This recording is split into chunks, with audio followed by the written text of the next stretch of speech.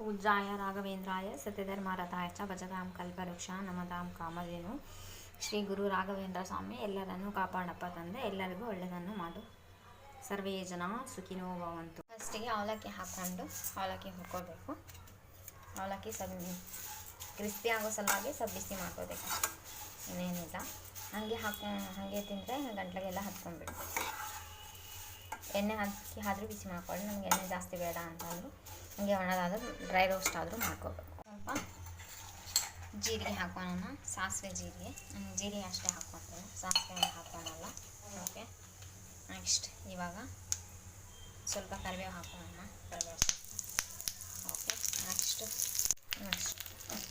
ಒಣಮೆಣಸಿನ್ಕಾಯಿ ಹಾಕ್ಕೊಂಡು ಹಾಕ್ಕೊಂಡು ಬಾಡಿಸ್ಕೋಬೇಕು. ಇವಾಗ ನೆಕ್ಸ್ಟ್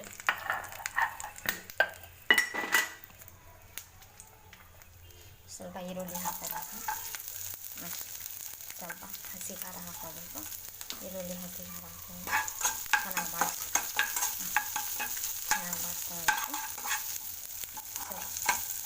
ಇನ್ನೊಂದು ಸ್ವಲ್ಪ ಬೇಕಾದರೆ ಇನ್ನೊಂದು ಸ್ವಲ್ಪ ಹಾಕೋಬೇಕು. ನೆಕ್ಸ್ಟ್ ಸ್ವಲ್ಪ ಟೊಮಾಟೊ ಹಾಕೋಣ. ಟೊಮಾಟೊ ನೆಕ್ಸ್ಟ್ ಟೊಮಾಟೊ ಹಾಕಿ ಸ್ವಲ್ಪ ಕುದಿಬೇಕು. ಸ್ವಲ್ಪ ರುಚಿಗೆ ತಕ್ಕಷ್ಟು ಉಪ್ಪು ಹಾಕ್ತೀನಿ.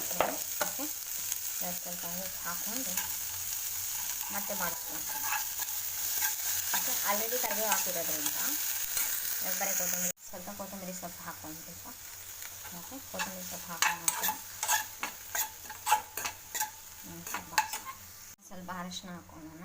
ಓಕೆ, ಅರಿಶಿನ ಹಾಕ್ಕೊಂಡು ಮತ್ತೆ ಮಿಕ್ಸ್ ಮಾಡ್ಕೋಬೇಕು. ಓಕೆ, ಮತ್ತೆ ಮಿಕ್ಸ್ ಮಾಡ್ಕೊಂಡು ನೀಟಾಗಿ ಇವಾಗ ಅವಲಕ್ಕಿ ಹಾಕ್ಕೋಬೇಕು. ಮೊದಲೇ ರೋಸ್ಟ್ ಮಾಡಿದಾಗ ಡ್ರೈ ರೋಸ್ಟ್ ಮಾಡಿರೋದು ಅವಲಕ್ಕಿ ಹಾಕ್ಕೋಬೇಕು. ಇವಾಗ ಅವಲಕ್ಕಿ ಹಾಕ್ಕೋಬೇಕು. ಈಗ ಅವಲಕ್ಕಿ ಹಾಕ್ಕೊಂಡಾಗಿದೆ.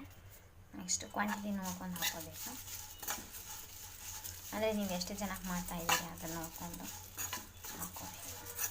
ಓಕೆ, ನೆಕ್ಸ್ಟ್ ಯಾವುದೇ ಚಾಟ್ ಮಾಡಿದೋ ಚಾಟಿಗೆ ಬಂದು ನೀವು ಹಾಕೋ ಇಂಗ್ರೀಡಿಯೆಂಟ್ ಏನಂದರೆ ಬ್ಲ್ಯಾಕ್ ಸಾಲ್ಟ್.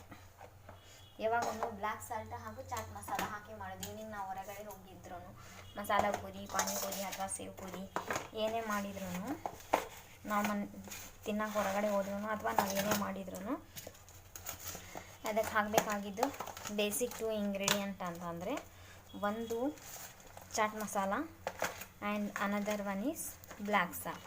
ಚಾಟ್ ಮಸಾಲ ಹಾಕ್ತೀನಿ ಇವಾಗ ಸ್ವಲ್ಪ. ಓಕೆ, ಸ್ವಲ್ಪ ಚಾಟ್ ಮಸಾಲ ಹಾಕ್ಕೊಂಡು ಓಕೆ ಸ್ವಲ್ಪ ಚಾಟ್ ಮಸಾಲ ಹಾಕ್ಕೊಂಡು ನೆಕ್ಸ್ಟ್ ಓಕೆ ಚಾಟ್ ಮಸಾಲ ಹಾಕ್ಕೊಂಡು ನೀಟಾಗಿ ಬೆರೆಸ್ಕೋಬೇಕು. Black salt main ingredient. Next ಸ್ವಲ್ಪ ಸೌತೆಕಾಯಿ ತುರಿ ಹಾಕ್ಕೊಳ್ತೀನಿ. ಓಕೆ, ಸ್ವಲ್ಪ ಕ್ಯಾರೆಟ್ ತುರಿ ಹಾಕ್ಕೋಬೇಕು ಹಾಗೂ ಸ್ವಲ್ಪ ಹಸಿ ಈರುಳ್ಳಿ ಹಾಕ್ಕೋಬೇಕು. ಸ್ವಲ್ಪ ಹಸಿ ಈರುಳ್ಳಿ ಹಾಕ್ಕೊಂಡು ಚೆನ್ನಾಗಿ ಮಿಕ್ಸ್ ಮಾಡ್ಕೋಬೇಕು.